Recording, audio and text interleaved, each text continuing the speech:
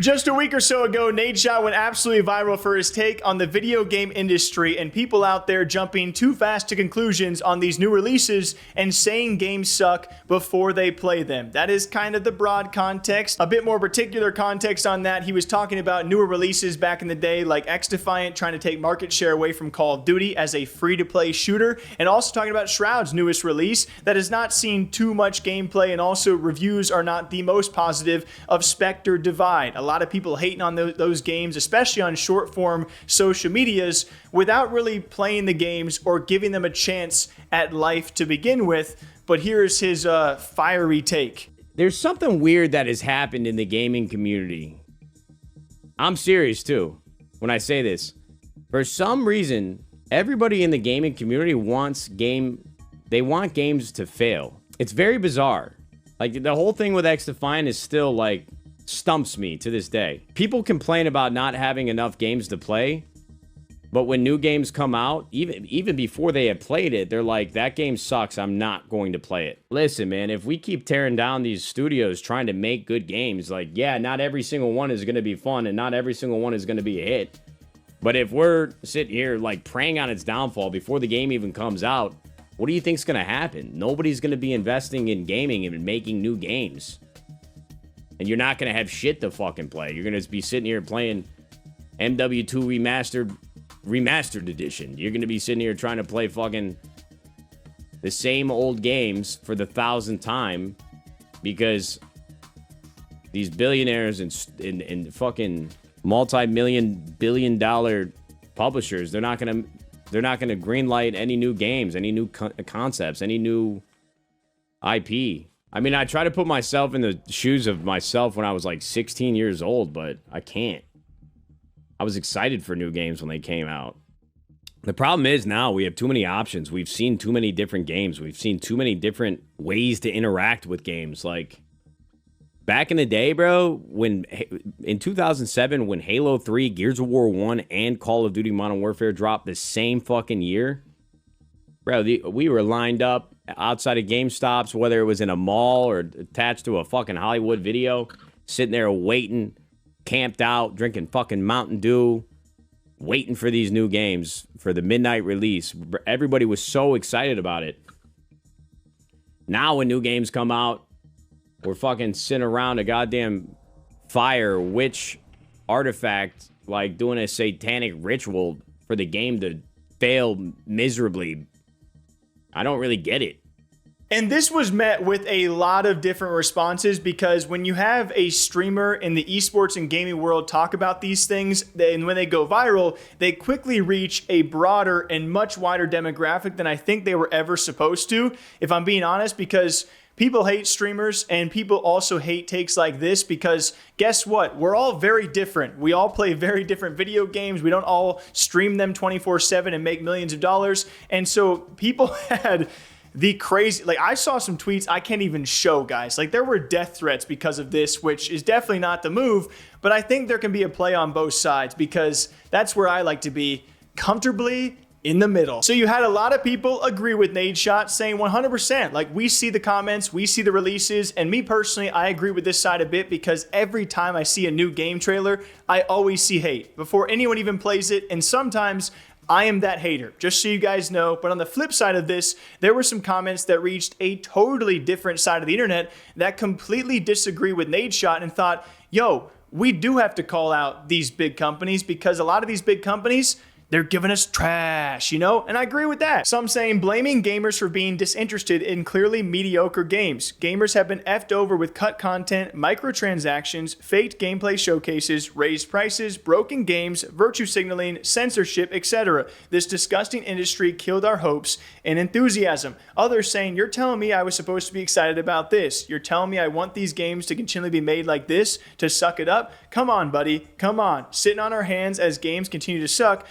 will sure improve the industry, I bet. Another saying this is 100% a side effect from content creators and streamers. Before we had big mouth little kids and man children playing video games 24/7, online recording themselves, we didn't have this problem. And a last one, I got an entire counter argument for this. At what point did our community say, F you companies, hope you fail? Because if memory serves me correctly, it never used to be like that. I remember getting complete games a couple console generations ago So you mean to tell me that crap like that now, because I beg to effing differ. So when those terrible drug dealers start upping the price and downing the quality, we're not supposed to get mad or say anything. There used to be a time where you can buy something just based off the box art. You can't even do that crap these days. So a ton of people seemingly very upset, especially at AAA companies upping the prices, 50, 60, 70, 80 bucks now, and the title's not really living up to it or just being reproduced, kind of recycled content, I should say. I think of a game title that I could name, but there are others that also fall suit in this.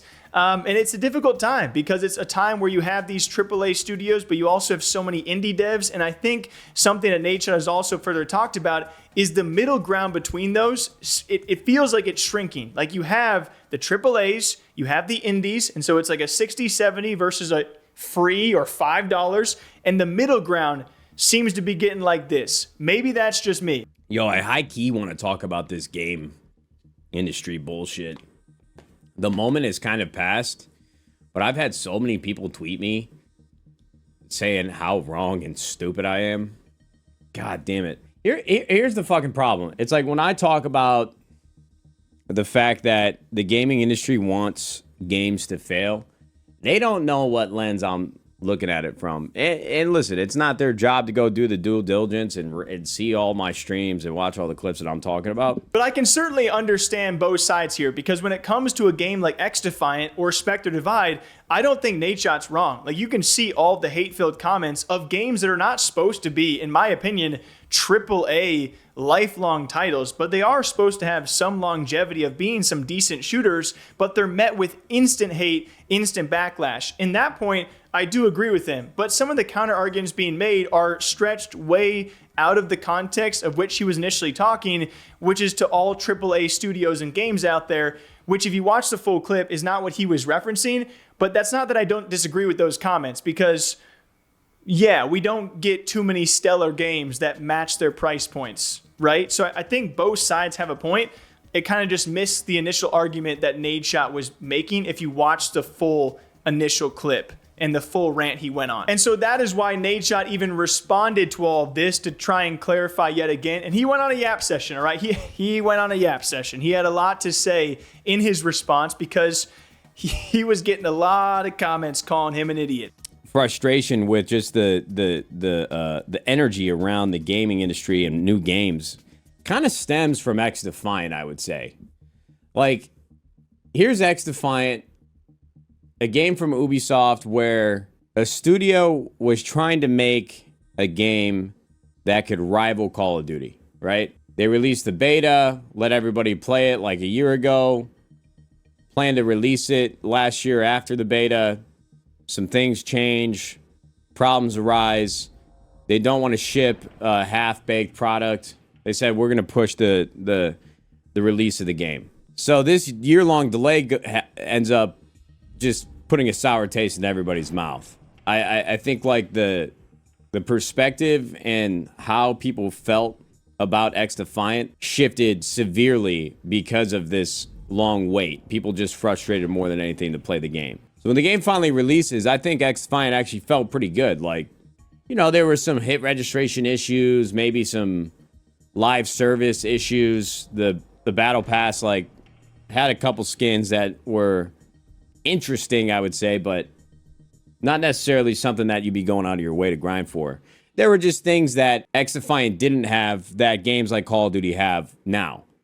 And I think the biggest problem for new games and the community in general is sure, was XDefiant perfect? No. But it was pretty damn good for the first crack that this studio took at a first-person arcade shooter that could rival something like Call of Duty. And I think the problem that people have now is that they don't have the patience for a studio and a game like XDefiant to find their way post-launch. And throughout this, that's why he alludes to the fact that, oh man, we've been conditioned to have so much expectations from some of these companies that maybe shouldn't have the same expectations as others. And along with that, games building over time seems to be a non-negotiable nowadays, right? When XDefiant maybe releases a bit too early, even after several delays, they're almost forced with this pressure point societally or social media wise, where they're like, we got to get our game out, even though it's not fully ready. And what it really should be, a fully polished product, we're forced by social media and also the Call of Duty cycle as well. And it puts them in a very difficult situation where like they got to put something out that is maybe not ready. And if they even want to build in that product, which is possible, by the way, you can release a game, a free-to-play game, and improve upon it over time. But nowadays, people don't give you the chance to do that. They won't be around in a year when the game is maybe in its best state possible, which I totally agree with that point. Okay? And I don't think Halo is the perfect example, but I am one of 3,000 people still playing this game. And it's been a lot of brokenness lately, but there was a middle ground in there where Halo was already dead, and I still thought it was in the best state it was since release. But now it's too late. So it's tough, man. Every game is so different. I think a lot of things in gaming have shifted to where the mentality is a bit different. You don't sit and hold a game until it's 100% completely ready to go. Like games now, the way that they exist, it's kind of like a, I don't know, like a mobile app. You continue to iterate and make it better and better and better and better over time. And I can understand if a community didn't understand or want to sit there and wait out this studio and the life cycle of the game until it got better or got to a place where they would play it and enjoy it more.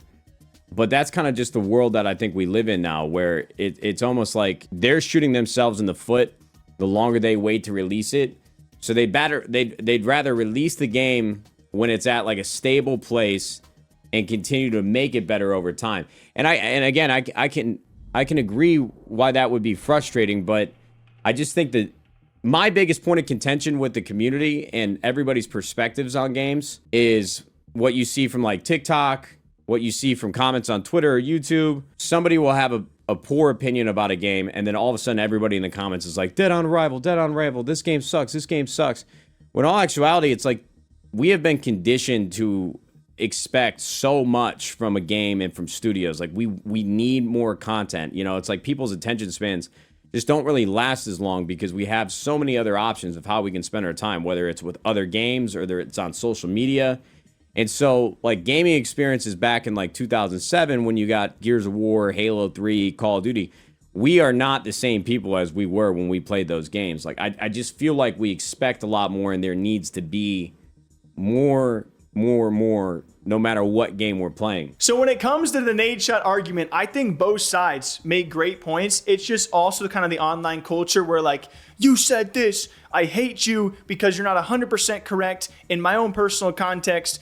And in the general scope of things, both sides made some great points, and it's not that big of a deal. You know that? All right? What do you guys think on all of this? Give me your freaking paragraph down below. Till next time, drink some water and coffee, and I'll see you back here sometime soon. Take care. Bye. Hey, everybody. Just some post edits here. Going to make this fast. Sorry, I'm shirtless. Here's the rest of the Nadeshot rant. Threw it in here because there was way too much for the actual video, but in case you guys were interested in the rest of his rant on this topic, here you go. Take care. I'll see you tomorrow. Bye. And I just think that there's just been this weird fixation and weird mentality where everybody just wants to hate games. Like people, if a game isn't perfect in their eyes, they hate it. It's not like, oh, I'll give it a shot, I'll try it out. It's like, fuck that game, we're not going to play it at all. And I just think, I think that my prediction for the gaming industry is that there is going to be a very weird...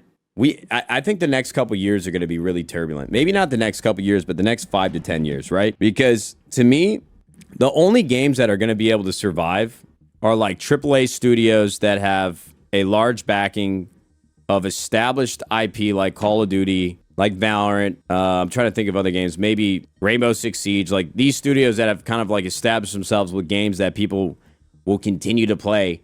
And then you're going to have like indie game studios, people with like small teams, like a handful of folks that just made a project out of passion. It doesn't have like a ton of like microtransactions and in-game content that they can build off of, but it's going to be like a really cool concept and people are going to play it, kind of like Among Us and Fall Guys. But beyond that, in my opinion, it's like, I think Spectre Divide is going to be like a really interesting game to watch unfold. This was a studio that was built and funded from like tech folks that worked at places like Oculus and other game studios, and they rallied around each other, raised a bunch of money, like 20, 30, 40, 50, 60 million dollars. I forget exactly how much they raised. I don't know particularly, but I'm really curious to see what happens with Spectre Divide, because I think what I've seen in the industry is that there have been a lot of folks who have raised capital from venture funds to make games. And a lot of times you spend like 2, 3, 4, 5 years making a game, and then you ship it and you launch it, and that game could just fall right on its face and just be over with in the next like 30 days because nobody's playing it. So now you just dumped tens of millions of dollars into this title. Nobody's playing it. You wasted a couple years of your life, and I think that's happened a few too many times now in the last few years. I just don't think new games are going to get funded. I don't think that there's going to be a lot of room for in between of like a 2-person indie game passion project and AAA studios with established IP. I just don't think there's a lot in the middle that's going to be created. And I think that's going to cause a problem and like a bottleneck in the gaming community where we just don't have a lot of new games to play or new opportunities to fall in love with something. It's really hard to make a hit game, I think. It's really hard, it's like winning the lottery, bro. You can go from like what? Among Us was like an overnight success. Fall Guys was like an overnight success. They were printing cash. I mean, they made so much money in like a 3-month period. That is just such a exception to the rule. So I just think that the gaming industry is going to be in a weird place over the next few years. And I don't know. I don't have a crystal ball. I'm not saying that I'm an expert. I just think that it's really hard to like foster a new community on a game, because I just don't think we as consumers or players have the patience to let a game continue to get better and build itself up. We just tend to tear it down if it's not perfect the day that we play it.